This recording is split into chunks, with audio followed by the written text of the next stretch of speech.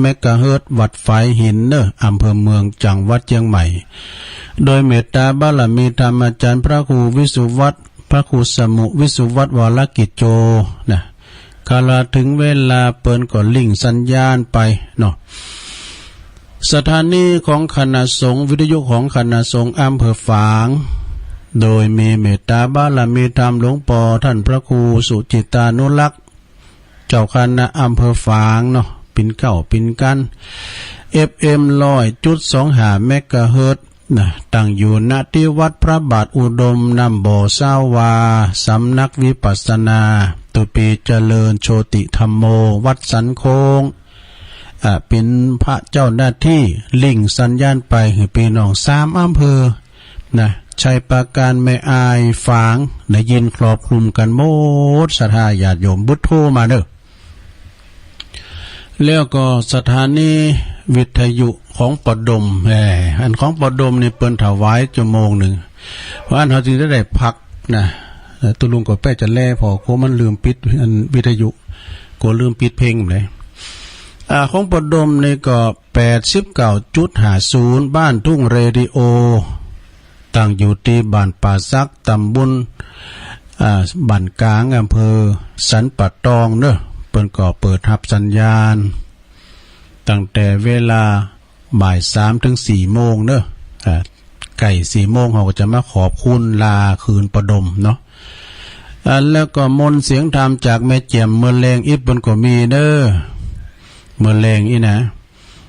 ก็มนต์เสียงธรรมก็106.25โดยเมตตาบารมีธรรมหลวงพ่อพระครูมงคลวิสิทธิ์หลวงพ่อใหญ่เฮาเนาะเจ้าคณะอำเภอแม่แจ่มเจ้าอาวัดบุพารามตำบลช่างเครื่องอำเภอแม่แจ่มเด้อโอ้ถึงว่าแม่แจ่มนี่ก็วัดช่างวัดนั้นบุพารามนี่เปิ้นก็จะมีงานเดินหน้านี่เนาะ4 ถึง 8เนาะ4 ถึง 8นี่ก็งาน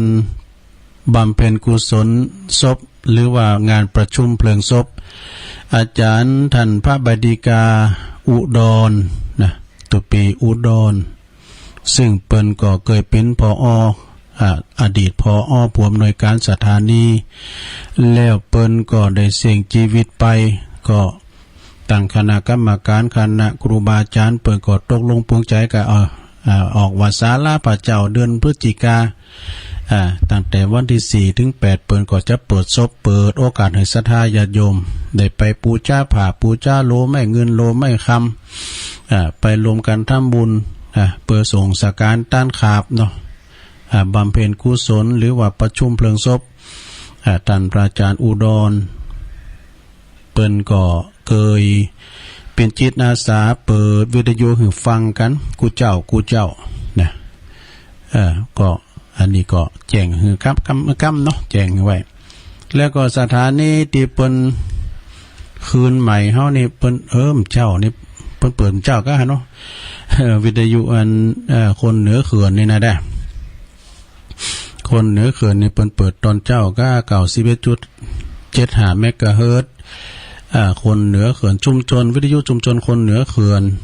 ครอบคลุมไปทางอำเภอฮอดอำเภอดอยเต่านะแล้วก็สถานีต่างงานพีเตอร์เนอร์ต่างงานเมืองลี่เนาะ เมืองลี่ก็วิทยุชุมชนคนเมืองลี่นะเปิ้นก็เปิดรับสัญญาณตอนบ่ายตัวก็ขอขอบคุณเด้อเจ้าหน้าที่แล้วก็ตี98.75 ขึ้นทำมาเพื่อชุมชนห้วยตองซักในยังเนาะสถานเนาะรอดำสัก 2-3 วันก็คงจะได้ฟังกันนะอันนี้ก็ถ้าว่ามีวิทยุเฮาก็ไม่ได้ฟังกันเนาะนะฉะนั้นก็ฟังกันไปก็ฟังกันหนักกันหลายศรัทธาญาติโยมทั้งหลายบ่ว่าเมื่อเจ้าบ่ว่าเมื่อแรงนะสถานีวิทยุของคืนบุญเฮานี่มีความว่ามีครูบาอาจารย์เอาธรรมะนำธรรมคำสอนมามาจาหือกับศรัทธาญาติโยมทั้งหลายที่อยู่ตั้งบ้านตั้งจองเนาะตอนเจ้าตี 3ตื่นก็นอนบ่หลับก่อนตี 3ก็ตึงมีอยู่แล้วสำหรับวัดฝายหินเฮานี่นะอาจารย์พระครูสมุวิสุวัตรนี่เปิ้นจะเอาสวดมนต์มาออกกา เอาตุลุงทองมาออกก้าอีนะแล้วก็ฟังกันไปศรัทธาแล้วก็รายการสดนี้ก็จะมีตั้งแต่ตีสามเนอะตีสามปิ้นตุนไปตีสามนี่ก็จะมีสลับซับเป็นอัตมาภาพกับอาจารย์พระครูอภิวัฒนาวิกรมเปิ้นก็จะมาติดจันการปุดตุลุงก็จะมาพัดสุกเสาเนาะก็มาคุ้นคว้าหาอันนั้นอันนี้มามาจ้ากัน แต่วันนี้นิ้มไข่ตาเถอะ มันมาหมิ่นให้ลำไปหน่อยเนาะหมิ่นไปหน่อยตี2 โมงปลายแก่แล้วก่อนปียังก็ดีใจนะที่มาพบมาปะกับพี่น้องศรัทธาญาติโยมตันผู้ฟังทั้งหลายพี่น้องตั้งบุญก็ดีตั้งเมืองฟางเนาะฟังกันไปปอหน่อยบุญปันเขาปอนันพรมเขาปอนันพรมนี่เป็นจานเนาะรัตนมงคลชัยนะเพราะอาจารย์สันไส้ของหน่อยปอหนุดโป้ตัวปนเขียนตัวหนังสืองามตัวเมืองนะตัวลุงยังเก็บไว้อยู่เนาะยามเมื่อไปเขาแล้วไปเขียนตัวเมืองมานะเหมาะอย่างเป็นปิมต่างเมืองฟังใช้ประการไม่อายก็ฟังกันหลายเนาะศรัทธาญาติโยมต่างหลายต่างในโหในเวงก่อนนักนะตั้งปุ้นดอยสะเก็ดกาเนี่ย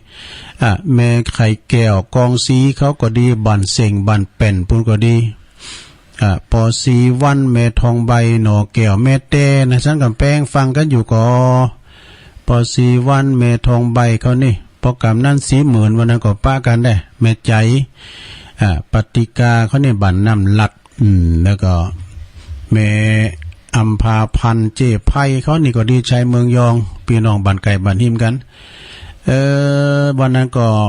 เจตนาของแม่แสงจันทร์สมรูปบันป่าข้าหมู่4เชิงดอยบุญนะตำบลเชิงดอยดอยสะเก็ดน่ะจิตอาสาเนี่ยอันนี้พวกก็มากับหลานบุญนะดูมาเอวมาไหวพระแม่เจ้าจ้ามาเทวีตัวมาไหวพระธาตุตัวเอกโอ้ก็อันนี้ก็เพิ่นฟังกันหลายอยู่เนาะหลายตีหลายตังพอหลวงสมบัติเขาก็ว่าก็ปะกันไว้วางนะปูนเพิ่นอยู่บ้านดุงหลวงป้าปอตานเลยดูเนาะปอตานตุนแก้วเขาก็มาจะหลาย พี่น้องน้องขั้นกาหวยอีแต้กาเนี่ยโตไปกันหลายน้องขั้นก็ส่งกระแสเสียงไปทางปอเสี่ยวชัยเฮาด้วยเด้อปอเสี่ยวชัยเหล็กกันทาเพิ่นทำได้ยินกะสถานีเฮามันดังเด้อเนาะมามาจ้ากันไปในรายการสารธรรมยามแรงก็ซึ่งก็ดำเนินรายการโดยอาจารย์พระครูอภิวัฒนาวิกรมแต่วันนี้เปิ้นติดศาสนกิจมาบ่ได้ติดการติดงานเนี่ยตุเจ้าเฮานี่นะศรัทธาญาติโยมทั้งหลายมันจะมีกับตุลุงเนี่ยมันจะเจ้าอาวาสมีภาระหน้าที่หยังก็วางไอ้นี่นะก็วางเปิ้นบอกมาก็ทำหน้าที่แทนไปอยู่เก้ากลางเนาะศรัทธาเนาะนะอยู่เก้ากลางแล้วก็ช่วงนี้มันก็ทำเตยก็มีหันหน่อยนี่หน่อยเนาะแต่ก็งานกฐินง่ายนะงานบุญกฐินก็ตีหันที่นี่ก็ไปโจยกันกฐินนี่เอาสวนกระแสสดาถ้าได้มีให้กูวัดก็ให้เนาะวัดน้อยวัดใหญ่เปิ้นก็ได้รับอานิสงส์เหมือนกันหมดพิศนาธรรมกฐินเนี่ยก็เดี๋ยวกันเนี่ยได้เล่าให้ฟังนะงานบุญกฐินนี่ประพิศนาธรรมว่ะนะธงเปิ้นว่ามีธงกฐินนี่นะมันมีทั้ง4ก็คือธงนั้นมีธงจักเข่ ธงจระเข้มันเกี่ยวเนืองอย่างใดครูบาอาจารย์เปิ้นก็เล่าให้ฟังกันละนะแล้วก็ธงมัจฉาเนี่ยธงแมงจักแคบหรือว่าตะขาบธงเต่าเนี่ยบ่เนี่ยนะเปิ้นถึงมีโลมันมีความเป็นมาอย่างใดนะมันก็เหมือนอย่างเป็นบทนาคกะเนาะบทนาคเนี่ยมีประวัติก็พอจะฮู้หน่อยนึงเพราะว่าเมื่อก่อนเนี่ยอันพญานาคกะเนาะว่าบทนาคเนี่ยนาคเนี่ยมันมีความศรัทธาเหลื่อมใสในพระพุทธศาสนาโลกมันลุกจากในแม่น้ำมหาสมุทรมาก็กลับลางเปรตเป็นชายหนุ่มเป็นปดชายเนี่ยมาขอโบสถ์ก่อนนั้นตุเจ้าเนี่ยเป็นโบสถ์ทั้งบ้านนอกบ้านนาเนี่ยกันเนาะก็เลยเปิ้นก็ได้พิจารณาว่าเป็นมนุษย์หรือว่าอมนุษย์คือไม่ใช่มนุษย์นะ มีความเหลื่อมใสไข่โบสถ์ก็มาโบสถ์นะมันนั้นใจมนยำมนดำเนาะอธิษฐานจิตมันเป็นมนุษย์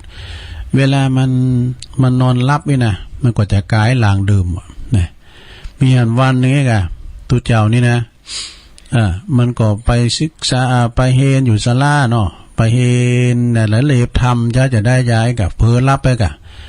เพอรับไปกับบทโทษมันก็คืนชีพเดิมมานี่เนาะคืนชีพเก่ามันก็คือเป็นพญานาคเป็นนาคเมื่อเก่า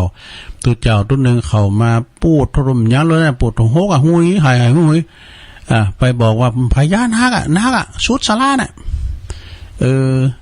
ตื่นขึ้นมามันก็เลยอธิษฐานจิตปิ้นตัวเจ้าอย่างเก่านะที่นี่ปรากฏโจทย์จันกันกะเลื่อนกับไปถึงหูพระพุทธเจ้าเพิ่นว่าท่านเป็นสัตตลิสารนี่เนาะโบสถ์ได้แหละพญานาคก็มีความเสียใจเนาะก็เลยว่าจังว่าก็มันก็คล้ายๆกับอย่างอันจะเขียนะมันก็ว่าก่อนข้าขอมีกรรมว่าโบสถ์ให้กรรมเนี่ยมีอย่างได้เดือนจะอย่างได้คือว่าก่อนที่จะบทเป็นตุเจ้าเนี่ยขอได้บทขายกรรมก่อนได้ก่อนเนี่ยเพิ่นก่อนเลยมานุงผ้าขาวนะบทเป็นพันนาแค่คืนนึงไงนะเนาะบทนุงผ้าขาวแค่คืนเนี่ยเป็นพันนากว่าก็เลยได้ชื่อว่าโบสถ์นาคกันนะเนาะอันนี้คล้ายๆกันอย่างเจ้าเขก็เหมือนกันเนาะเจ้าเขนั้นเป็นมหาเศรษฐีไงลูกเนาะเจ้าเขนี่เป็นมหาเศรษฐีกันนี่เอาเงินเอาคำกำเกี่ยวไปฟังไปปื้นโคเลยเนาะตายไปแล้วก็เศรษฐีนะก็เอาจิตไปอันปฏิสนธิไปเกิดเนาะไปเกิดเป็นสัตตลิสารคือว่าไปเกิดเป็นเจ้าเขเฝ้าสมบัติฮะได้ไปไหนแลมเดินแลมปีหลายเดินหลายปีเนาะแล้วทีนี้เปิ้นก็ตอดกะทินกันกูปีกะนะเปิ้นมาตั้งชนละมากตั้งน้ำดอกหลังจากจะคือก็โตเก่าก็ป้นกำก็เลยไปเข้าในมิดฝันลูกเต่าลูกเมนะโอ้ปากันมาคูดเอาเงินคำแก้วที่ปืนโคปืนสภาเนี่ยร้อยนั่นแล้วก็เอาไปแปะสภาเป็นเงินเป็นทองไปตาลกะทินหรือปอดได้ปนกำปนเวนี่กะลูกเมก็ปากันข้าราชบริวารทั้งหลายก็ไปคูดก็เป็นเงินข้ามแต่นี้เนาะโตเอามาขึ้นมาขายเพื่อก็มาตกแต่งเป็นองค์กฐินกับไปทางชลมากพญาเจ้าขีดเนี่ยก็วายน้ำตัวไปอย่าไปยอดตาลไปเนาะไว้เขานี่โอ้แห้งจะหมดจะไปไว้แล้วก็เลยบอกเพิ่นเขียนหูไปเลยนะก่อนจะต้านก็เขียนหูเอาก็เลยมีธงเจ้าขีสถานเนาะธงเจ้าเขนี่เปิ้นบอกว่าหมายถึงความโลภนะเจ้าเขนี่มันปากกว้างด้วยมันกินบ่ฮู้อิ่ม กินยังกินเอาแกเนี่ยคุณเฮาเนี่ยมันปากกว้างต้องกว้างเนาะเป็นว่าเจ้าเขนี่หมายถึงความโลภอันนี้ปริศนาธรรมนะความโลภปากมันกว้างกินบ่ฮู้อิ่มอันนี้ข้อ1เนาะข้อ2เนาะจะแคบ คุณยอมบอกว่าจะแคบไปแล้วตาขาบนี่นะตาขาบนี่มันตัวแดงปึงเหลืองเนอะเข้าไปพอในคลิปในสระตีเปิ้นถ่ายสารคดีเป็นสัตว์อย่างต่างๆเนี่ยงูมให้มันดีในก้านมันอยู่นะก้านจะแคบนะมันกินเนี่ยกินปลางูวะนะดูจะแคบมันตัวใหญ่นะแล้วมันก้านไก่เนอะมันก้านไก่แล้วมันก้านกบขาตู จะแคบเนี่ยนะฟังคุณเถ่าวานในปุถุมันแลนมานะขึ้นก็ไม่วะขึ้นก็ไม่แล้วเดียวกันเดียวสักกันเดียวนกบขาตูถ้วยมาถึงวะตัวมาถึงกันเดียวมันสุมาเดียวมันบินกุ่นมันเหี่ยวใส่เก้าไม้นะมันดันมีกระทาเนาะกันเดียวนี่ละเลยตกลงมาเลยละเซตกบขาตูไอ้นะมันมีตัวแป้เนาะสถานเนาะเปิ้นหมายถึงว่าสัตว์ที่มีปิดนะจะขาบนี่นะแต่ขาบเป็นว่าสัตว์ที่มีหมายถึงความโกรธความใจหินโมโหโตโซในการนั้นเพราะว่าปิดมันร้อนมันปิดมันเพชรร้อนนี่แหละเปิ้นว่านะมันร้อนแห้งเหมือนกับความโกรธของเฮาเนี่ยมันแผดเผาจิตใจเนอะซะนะเวลาใจหินใจป๊อดมานี่นะมันถึงพอน้ำงามดอกว่าเปิ้นว่าตัวก็มันใจหินไว้นะหน้าอย่างยักษ์ พอหน้าอย่างยักษ์พอหน้าอย่างโง่สูงแล้วกันถึงใครเข้าใกล้ มันนึงกำละกุยนี่กำซะแหละไม่เคยเอามาหือมั่วเนาะ แล้วก็ข้อที่3นี่ข้อที่3นี่ก็คือนางมัจฉา มีธงนางมัจฉาโดยนะก็หมายถึงความหลงนะนี่ธงมัจฉาเดี๋ยวมันตำบุญเนี่ยนะต่างแอวขึ้นไปมันปิ้นไม่ยิงดอกหัวยาวไอ้นี่แล้วก็มันพนมมือไหวแล้วมีดอกโบไอ้นี่นะตั้งแอวลุมไปนี่มันจะปิ้นป่าวะนะอย่างนั่งเงือกเนาะ เอาก็มันจะเตอเปิ้นเรียกว่านางมัจฉาวะนางมัจฉาเนี่ยเปิ้นอุปมาหมายถึงความหลงนะความหลงเสน่ห์แห่งความงามเนี่ยตีชวนหลงไหลเอวะเนี่ยความหลงน่ะโลภโกรธหลงมีหนีให้หมดโลภก็คือจักขี่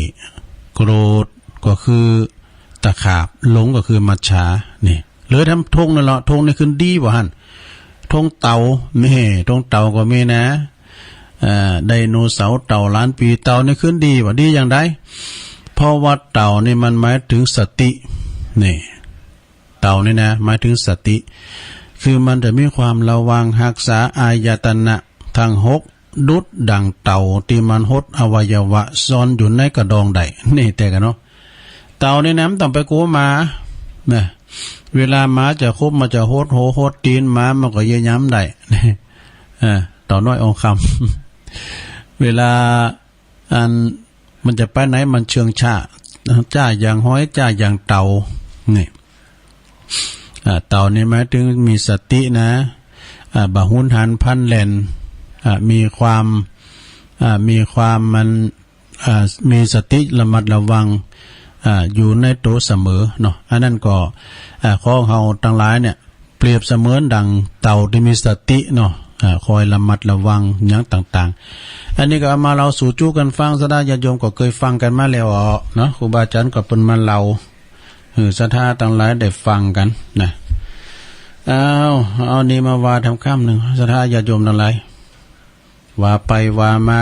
กันเดียวก็โดยช่วยกันจัดรายการเนาะแต่วันตอนรอบแรกก็กันเดียวก็เปิดสายให้หน่อยนึงแล้วก็ลารายการประดมมากะจากหันมาก็เขาก็มาเข้ารายการที่2แถมนี่นะเนาะเอานี่มาว่าก็คือศรัทธาญาติโยมทั้งหลายตุลุงก็ติ๊กไว้หลายตีนะของงานตุลุงพองตุลุงปุณนะตุลุงธรรม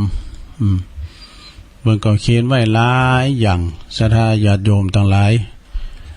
สัตว์ตุลุงวัดยาวธรรมมาเตศก็ปล่อยเตือนหน้าก่อนเนาะแล้วก็มันมีโต๊ะจวยเหมือนกันศรัทธาโงดหน้านี่นะ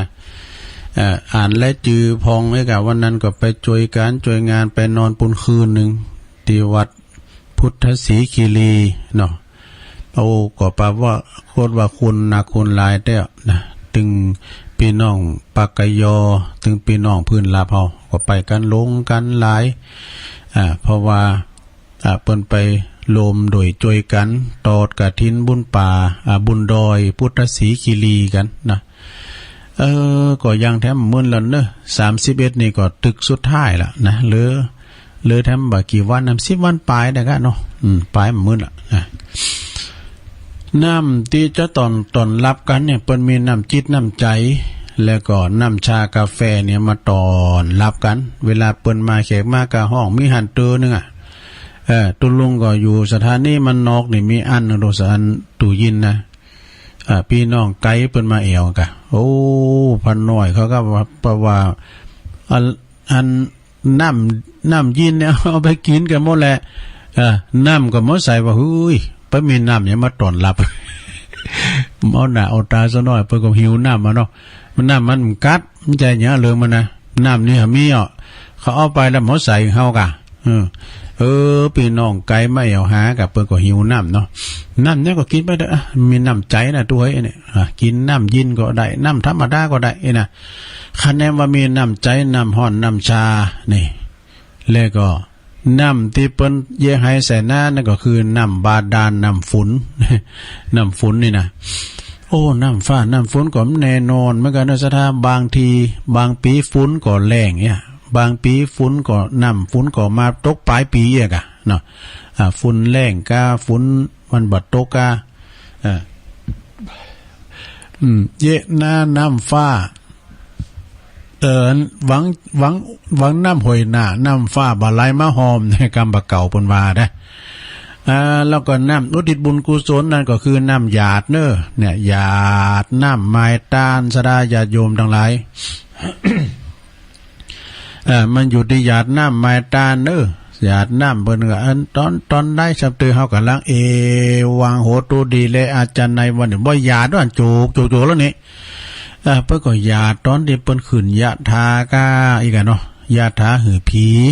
สปีหือคุณเนี่ยสถานเนาะได้ยินครูบาอาจารย์เพิ่นก็ว่านะลูกอันนี้บ่รมสังเลยว่า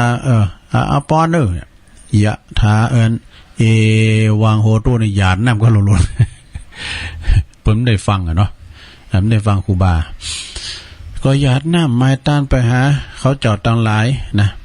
น้ำตีความประมาทนี่น้ำอย่างไอ้กันนั่น ไอ้มันอย่างไอ้นาแงน่ะน้ำที่ความประมาทนั่นก็คือน้ำเหล่านี่น้ำเหล่านี่สถาญาติโยมวันนี้ก็บรรยากาศมาปิ้นใจเขาลำเหลือหนาหน่อยวุ้นเจยสิอ่ะแต่ปิ้นใจอย่างนั้นไอ้ก็ฉะนั้นสถาญาติโยมต่างหลายอันกำวานพองนี่การกินเหล่าไรเนี่ยมันคุณที่มันบะก็มาหรอกสัมพองเนี่ยบทตัวไม้จี้ตาปอมแผบนะต้องใส่หน่อยบทกาอื่นๆนะบทตัวฮักไม้ตัวปอมแต่น่ะมอลุบสัมเตะสัมพงก็กินเหล่าแล้วก็ดักนะนี่ก็มีเหมือนกันเนาะพอมองก็กินแล้วก็ขี่คุยเนี่ยพอกินแล้วก็หาเลืองเนี่ยก็เดียวก็มีเลืองอันนี้เนาะเฉพาะกินแล้วก็คั่งคือน้ำหมอปดโทอันนี้มันเลิศนกกะแก่แล้วนี่รับน้อยในคั่งอยู่นี่เดี๋ยวก็เบิดก่อนเลิศนกจอกมันเรื่องวันคำคืนก็อยู่นะกำบักเก่ากำเตียนไหนยังติบมันเนี่ยเอามาหมดก็มาเยี่ยมมาจำลำเลยเนาะจะตั้งหาเอาไปถึง3 ปันมันสายอันนี้ก็โตกินก็เปิดถึงวันแล้วก็ว่ามันขึ้นแล้วเนี่ยว่าอย่างหัวขึ้นหูเลิงว่ะขึ้นหูเลิงแล้วก็อันนี้ใจหาด้วยไหนตุลุงทองว่าไอ้นี่มันใจหาเลยเนี่ยก็คือน้ำเหล่าสุราเนอะศรัทธาญาติโยมทั้งหลายเนาะว่ากันไปให้ก่อนเนาะแล้วก่อนน้ำที่เกิดจากอาการดีใจแล้วก็เสียใจนั่นคือน้ำตาเนี่ยน้ำตาคุณเฮาเนี่ยศรัทธาญาติโยมมันจะมีกับเสียใจด้วยเวลามันเกิดปีตินะน้ำตามันลื่นลานเนาะอย่างตุลุงให้ซ้ำให้แล้วซ้ำมันน้ำตาตื่นนะกันเวลาไผได้ประทับใจกับในกายนะมันกัดอกน้ำตาที่จะลื่นลานมันอย่างนั้นฮะแต่น้อยมาแล้วนะน้ำตาตื่นกันว่าไผว่ายังอันที่มันถูกใจหรือว่ามันประทับใจนะที่มันป่าปืมไม่น่ะมันน้ำตาแห่งความปิติจ้ะมันกี่ลื่นลานนะเฮ้ยมันเป็นอันนะน้ำตาตื่นแล้วก็น้ำกิเลสตัณหาคือน้ำใจที่งดงามนี่ก็คือน้ำที่งดงามก็คือน้ำจิตน้ำใจหรือมีน้ำจิตน้ำใจกันศรัทธาญาติโยมทั้งหลายและยุคนี้สมัยนี้นะยุคนี้สมัยนี้ก็คือมีน้ำจิตน้ำใจกันแล้วเดียวนี่ก็อันศรัทธาญาติโยมก็จะไปประมาทกันจะไปประมาทความประมาทไปที่ไหนที่คุณหลายคุณจุ่มนี่ก็ไปประมาทเกี่ยวกับโรคภัยไข้เจ็บนี่นะศรัทธาญาติโยมทั้งหลายอยู่กับหอกับเพื่อนเนี่ยก็ดีแล้วเนาะสักเตก็กับโรคภัยไข้เจ็บนี่ยังก็พอมันมีน้ำจิตน้ำใจงดงามน้ำตีคนหลงไหลก็คือน้ำคำคือน้ำน้ำจ้าเนี่ยสถาน้ำตีเปิ้นโขกเปิ้นตำก็คือน้ำพริกเจ้าในโฮงตาลเปิ้นอธิวัดดอนจืนนะขนาดว่าฝุ่นตกก็คุณจัดลายเนี่ยมีโฮงตาลตำสุ่มก็ตำพร้อมเต้นบุตรนึงมาบุตรมันแล้วก็โฮงตาลก็ลายนะเจ้านะ อันนี้คุณหนักกูปีแล้วก็หลายปีนี้ก็หนักก็มันก็หลากหลายอย่างเมื่อนั้นวันนั้นเนาะเอาไปกันที่ปุ่นที่วัดพุทธศรีคีรีก็คุณหนักคุณหลายนะเนาะศรัทธาคุณหลงคุณหลายที่ไหนก็มาขนาดเปิ้นอยู่ไกลที่สุดเวงป่าเป่าเปิ้นก็มาเนาะ มาจุ่มกินจุ่มตานกันนะ ก็เดียวตุลุงก็จะสอหาข้อมูลแล้วนันศรัทธาญาติโยมทั้งหลายเนาะคำเดียวก็ตอน2ก็จะได้สอหาข้อมูลแถมบัดเดียวนี้ก็ตุลุงก็จะได้ผักเนาะเป็นบรรยากาศให้หน่อยนึงคือจะได้เปิดสายจวยกันเนี่ยจวยกันนั่นเนี่ยเขาเรียกว่า จัดรายการรวมกันนี่กันเนาะจัดรายการรวมกันก็อันเปิดสายของศรัทธาญาติโยมเดี๋ยวก็เริ่มในเขียนเลยเนาะวันนี้วันที่19ตค63รายการสารธรรมยามแรงกันเดียวแม่เขาจะโทรมาก็โทรมาได้เนอะจดมานี่0899556506นี่เปลี่ยนกันอู่ไอ้ก้ามหนึ่งหรอเนี่ยตุลุงมาด้วยความสุขเสริญเนาะนะสำเติมมันเต้นกึดไหนใดไหนเนาะเจริญปอนว่าจะตุลุงอ๋อแม่โบพัดกันนี่แม่โบพัดต้นสารแม่โบพัดนะได้ยินกะเจ้าได้ก็ว่าคุณนั่นนะคะต้นสารต้องหมดแล้วนะต้นสารนี่ก็แม่ศูนย์น่ะเนาะเดี๋ยวก็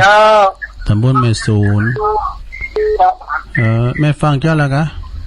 ฟังเจ้าแล้วแม่ศูนย์ฟังอันนี้ก็เนี่ยก็แก่เนี้ยยอดนะฮะเอาสมอาจารย์ยอดมาแล้วอีกทอดตุลุงเปิดนะกะตอนนั้นน่ะอาจารย์เปิดว่าเปิดเลยกะเปิดมีภาระธุระเนาะก็ได้ความสุขภาวะของก้มกันแต่ตุลุงแต่กะขอบคุณแม่บุพัฒน์เด้อสาธุมันก็เป็นการนี่ว่าอันกำลังใจกันไปเนาะเจริญปอนหลังการไม่สาวเจริญปอนวะตุลุงก็ได้นวัตกรรมเจ้าตุลุงสมหลังการไม่สาวเจ้านั้นสนใจสมข้อนี้ปดึงมอได้กะหลังการไม่สาวหลังการไม่สาวเจ้าฟังชัดเจนดีเนาะเจ้าขี่รถเครื่องไปลายฝั่งป้องไก่กระดับฝนก็ตกตอนนั้นก็ตกฝนโอ้ฝนตกนั่นแหละนะว่าถ้ามันถนนต้นแต่งใหม่เชี่ยท่ามันลงเปท่าเปลี่ยนกันโอ้กะมันเป็นบรรยากาศเนาะเปลี่ยนบรรยากาศฝนตกไปไหนวะนี่นะแต่ว่าวันท่ากระถินวันค่ำกระถินวันแม่สาว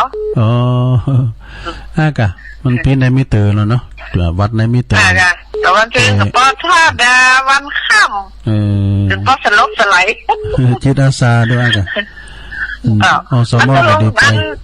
นั่นนะกะกระถินมีละกะวันที่วันที่อย่างก่อน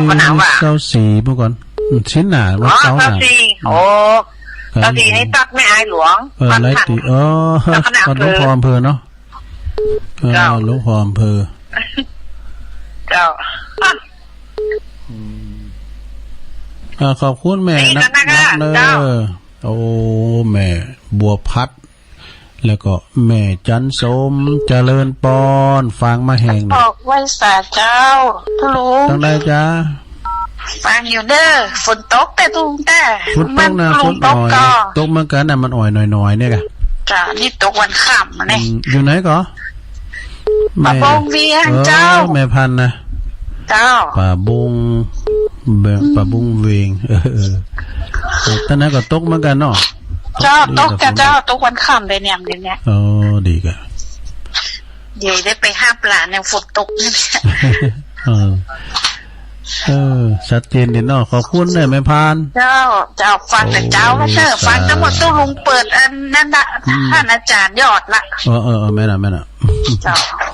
โอ้ เจ้าไว้สาเจ้าลุงสาธุ ก่อนหมายความว่าอันถ้าเจอตุลุงก่อนเจ้าก็หิ้มเต้นมันก็ได้ไปมัดมือหลุดป่ะน่ะก็เฝ้าไปหน่อยเจริญปอน ไหวสาเจ้าตุลุง แม่จันเป็นหลินโต๊ะแฮก่อนนี่ ก็นึกว่าไปเลยตุลุงเนี่ยแต่นี่วันเข้ารายการหลวงพ่อมาห้องว่ะไปไหนเร็ววะครัวหลวงพ่อมันไปวัดป่าอัมพวันไปทำพิธีอย่างนั้นนะงานมีถึงว่าแต่ว่าไม่อยู่ในยังได้กันเธอเขาก็มือกับฝ่าวัดอยู่ด้วยสลาเนี่ยเธอเขาวิทย์อันใดขาดอันใดเองกันเนาะอันนี้ก็ฝ่าเพดานนั่นนะวันนี้ก็สลาจ่ายทั้งวันเนาะเจ้าก็ไปซื้อของอ่ะหลวงพ่อลูกบิดมือจับยังหมุนเนี่ยกะเทียนประตูมันนี่ยังก็เขาเงินเมื่อไหร่มาจันได้ผมแพ้มคืนสารนี่หูนะอันใดก็ปุ๊บก็เปย์เมื่อเด้อลูกก้อนงานลูกบิดกันยักษ์สปายลูกมันเนื้อใส่กวนเลยแต่ซื้อมั้งนะของอย่างนี้นะเต่าน้ำเนี่ยนั่นเนาะอันกะว่าไอ้กะทิ้นวันดีสีถ้ากลุ่มพวกนั้นนี่ก็สองแค่ไหนนะกะอย่างที่เป็นไหนแต่ดีอันรอไประยะก่อนรอไปนี่เนาะมาเรื่อยๆอันนั้นก็แล้วแต่บุญนะกะวันนี้ไปบุญกฐินทางใดก็แม่จันอ่ะวันนี้ไปทางใดเนาะวันนี้22จะไปหนองผาขาว25ก็จะไปพวกอ่ะมอนหอยแก้วอ่ะปลากระปุกอ่ะก็27บ้านแม่29สะดวานอ่ะ30ฟ้าครัวเนาะรวยรวยบุญได้ไปอยู่สักเก่าก็ไปอยู่พระครูขอไปช่วยให้ผักกาดตอนเนี่ยเดี๋ยวได้ปิกมาเนี่ยกะสักวันนะสักวันมือไงนะแม่เขามือแรงแม่เขาไปหมดอ่ะ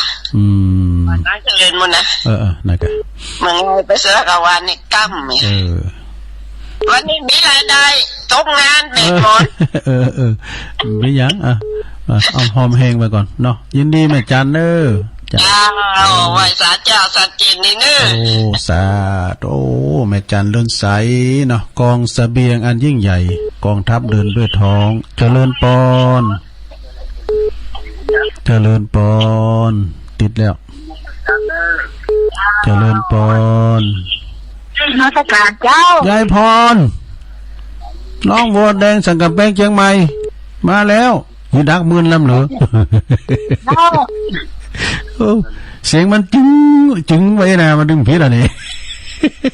มันถึงโจ๊กมาเนี่ยมันขับนะนี่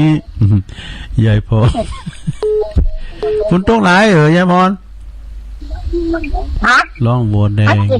มันหนาวนี่กับเดี๋ยวสีอากาศเย็นนะเนาะอากาศจะเย็นการไปงานบุญทางใดก็วันนี้มันหนาวเนาะอยู่บ้านยังแต่ว่านี่มันชื้นกับต้นในไข่แหนนักลาบุญเหมือนกันคุณแก่เนี่ยฟังเจ้าแล้วกะไอ้กินสลากก็มีสลากยังมีอยู่ฮะไม่ได้กินบ้างแล้วข้าวบุญโจ๊กอยากไปได้ไปไหนอะไรแต่กันเนาะพี่ยังกับฝนตกก็นอนรับในกันเด้อพักผ่อนเนี่ยกำลังรับนะมันนอนแต่รับมันคืนกับมันรับอ่ะกลางวันแต่มันนอนกินรับนะรับเมื่อคืนนี่รับดีกันรับต้องไปเนี่ยมันเดือดมันเดี่ยงคืนนะรับอ่ะโอ้มันถึงอันน่ะมันมีเป็นคืนนะยายพรมันมีเป็นคืนทำคืนนี่แต่มันนอนนอนฟังเพลงกันโอ้คนแก่นี่ผมฟังเพลงเนาะฟังโมตื่นละเมื่อลองเก่าลูกตื่นเจ้ากับฟังตุลุงทองกันเด้อเป็นเรื่องออกเนาะสดม่อนก็มีฟังเทศฟังตุลุงทองก็ไปเนาะ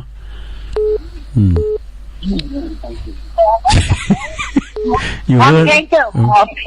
ขอเพลงอ่ะยังไงอัมพรมานะงานพอชั่วโมงอ่ะจะขอเพลงกันนี่ขอเพลงกัน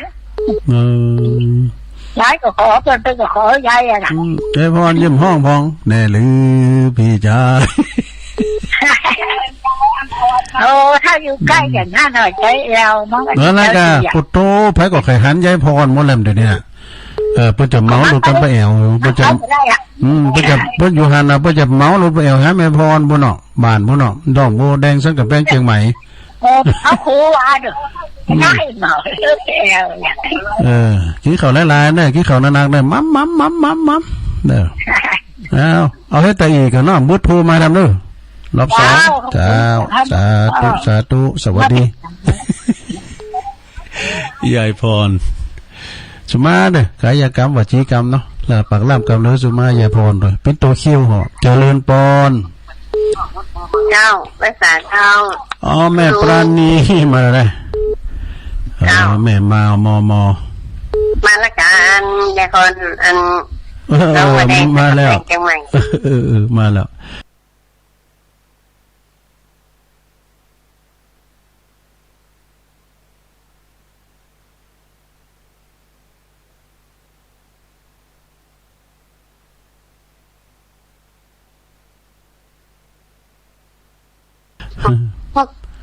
อันทุกพวกกันหมดแต่ว่านี่ยังดีของนอกฝนมาตกแล้วก็อันมันมีกระถินจะหลายปีแต่ว่าโอ้แต่ก็ว่าก็มีกระถินวันนี้ก็มีเนาะอ๋อพระเจ้าหลวงเดือนพระบาทอุดมแล้วก็อันที่สีดันใจก็มีตีแม่สาวที่แม่จันสมบ้านแล้วก็มีเนาะอ๋อ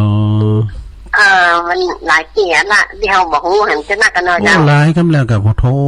กันนั้นตุลุงถึงว่าสวนกระแสตรวจสอบทำบุญขึ้นเดือนนี้อย่างแม่จันเรื่องสายวาน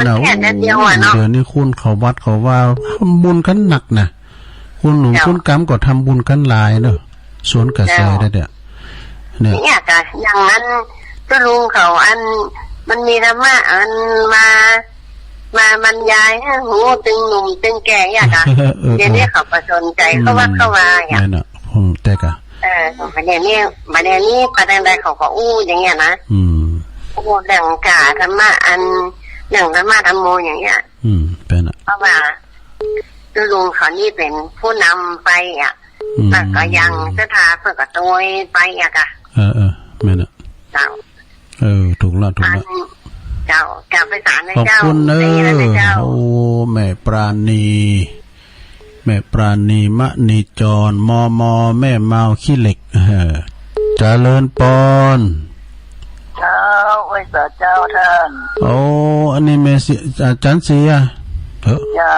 แม่จันสีแจงโฮลินเจ้าท่าน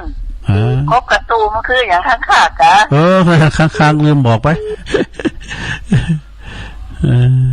เจ้าหมูจะครบกระตูข้างขากะข้างแม่น่ะแม่มันแต่กูเป็นน้องครบกระตูอีกก็มันจะว่าเหมือนกันอ่ะก็จำพ้องอ่ะอย่างเฮ็ดน่ะเนาะมันจะว่าเหมือนกันดูแต่แม่พรตั้งนั้นอันแม่จันฟ้องเขาดังเจหมว่าเฮ็ดโซโล่ไว้ป่ะตั้งไอ้นั้นไอ้ลือหลวงเขาคือว่าเฮ็ดตาควายว่ะไข่ห่านแล้วก็แม่เขาเนี่ยว่าเฮ็ดไข่ห่านนะคุณเมืองเนาะตั้งงานภาษายองดังยองเพิ่นก็ว่าเฮ็ดเหลืองน่ะมงโกงมันชื่อเหมือนกันอ่ะแม่เฮ็ดเหลืองน่ะมงโกงเนี่ยตั้งตอนสะเก็ดตอนบ่หิวหมดเลยแม่ฟังจ้าละกะอาจารย์เสียฟังตั้งแต่แรกมาละดีกะอันนี้ตุลุงก็ได้รับฝนตกก็ท่านฝนตกก็ออยมันได้ไหมมันตกบั่นลายนะมกเมยแล้วมันฟังเนี่ยกะมกเมยจ้างเนี่ยนี่ก็มันตกสิขนาดมันอ่อยมกแพ้มดีแต่เม็ดมันถี่เนาะเขาก็แห่ใช่ไหมก็แห่ให้หน่อยเนาะแห่กะทิมันนี่เพราะหนาวแล้วมองพอหายพอดีเนี่ยเขาแต่ก็ไม่ได้เปิดพัดลมแต่ก็ไม่ได้เปิดพัดลมเหมือนเก่าขอบคุณแม่เนอแม่สีเนอแม่จันสีโอ้สาธุหันปีป่าหน้าเอาอีปอยแม่เขาโทรมาก็ดีอกดีใจนะเพราะว่ามันต้องเกรงใจเนอหากแพ้มันเต้นก็เอารอบ2สำวางเนอเจริญปอนกลับไปสาครับสุรุมาแล้วป้าน้อยบุญปัน มโนคร ฟังหาตุลุงอยู่เลยตอนนี้เป็นโอกาสดีได้ฟังเสียงตุลุงครับมาเต้นเพิ่นถึงได้ว่าครูก็จะเข้าไปเลยติดธุระไปสักทีนี้แม่น่ะเพราะนั้นมีกิจจำเป็นน่ะนั่นปฏิบัติศาสนกิจด้วยกันเนาะแล้วก็เป็นการตุลุงอยู่เกากลางแต่มีปัญหามันวางบ่เนี่ยมันวางก็ไม่ได้เป็นไหนเนาะมันมีตัวแทนได้แทนตัวลุงก็เก่งอยู่ลุงเดือดร้อนแล้วแหละก่อนคือว่ามีธรรมะเนี่ยอะไรมาอู่มาจ้าได้ยินกันนี่ได้เนาะเปิดซ้ายดีละ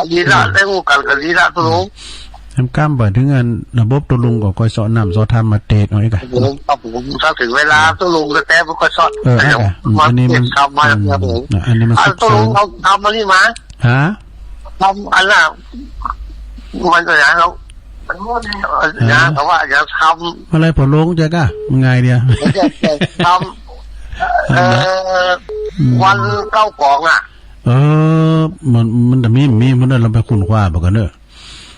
เราพอสหาแล้วว่าเก้ากองวันเก้ากองละเลยขันอย่างมามันเป็นมันเป็นยังไงนะเดี๋ยวเราเก้ากองละเขาก็ว่าวันเก่ากองในฟังอาจารย์ประครูบนเราในบทโตไม่ยิงนะพี่ไม่ยิงเจ้าเลดูมีโพกำเดียวนี่7-8คูณกันนะเราโหล้านมันว่ารูปร่างลักษณะเหมือนกันหมดวันแล้วมากินเฮ็ดเบื่อวันมากินเฮ็ดอะไรเฮ็ดมาอะไรแล้วมากินแล้วในบทถูกต้องแล้วก็มัน8คูณกันแล้วก็คนที่แต่ว่าเหมือนกันที่เข้าคนแล้วก็โหรูปร่างลักษณะเหมือนกันหมดว่ะงั้นต้องรู้อยู่เลยกลับไปศาลขอบคุณเราปันเนอกันเราก็เป็นเรื่องยาวเหมือนกันเนอนี่นะขอบคุณปอนน้อยนักเนอโทรมาให้มันสักสายในเดี๋ยวตุลุงจะย่างผักให้กำเนาะก็เดี๋ยวจะเล่าเรื่องสาเหตุที่คุ้มเขาวัดเนี่ยนะมันเป็นจะคือคุ้มเขาวัดเนี่ยเนาะเดี๋ยวก่อนเนอเจริญปอนไปสาธุลูกแม่บุญพินมาปิดท้ายตอนนี้ก่อนจ้าวันนี้ก็เป็นวันนี้วันที่ฝนตกแต่ว่าเป็นวันดีไปทอดกฐินฝนมาตกเนาะแต่แต่เป็นใจเด็ดอะฟังตู้ลุงเดี๋ยวเนอเป็นกำลังใจนะเจ้าขอบคุณเนอแม่บุญพินเนอสาธุ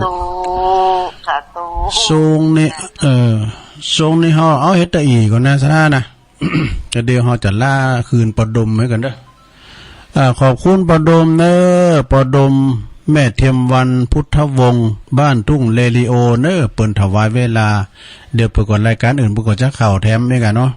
เปิ่นมีความสัมพันธ์กันเวลาอันนั้นเปิ่นได้ตั้งแต่ที่ห้องเฮาเนี่ยเปิ่นถวายฟรี